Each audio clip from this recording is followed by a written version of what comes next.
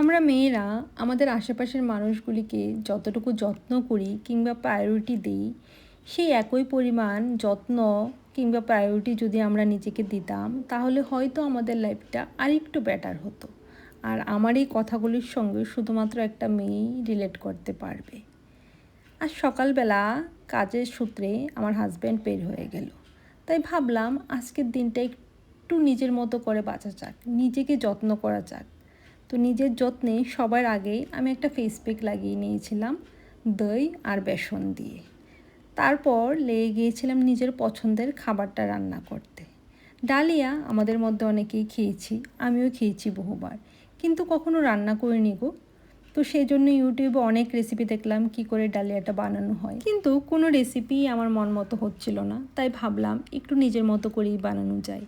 আর আজকের এই রেসিপিতে যেটা স্টার ইনগ্রিডিয়েন্ট ছিল সেটা ছিল এই পনিরটা। কাঁচা পনিরটাকে হাত দিয়ে জাস্ট ভেঙে একটু দিয়ে দিয়েছিলাম।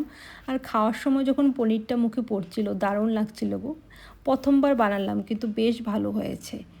তোমরাও যদি চাও এরকমভাবে একবার ডালিয়াটাকে ট্রাই করে দেখতে পারো। আজকের ভিডিওটা এখানেই শেষ করছি, ভালো থাকবে।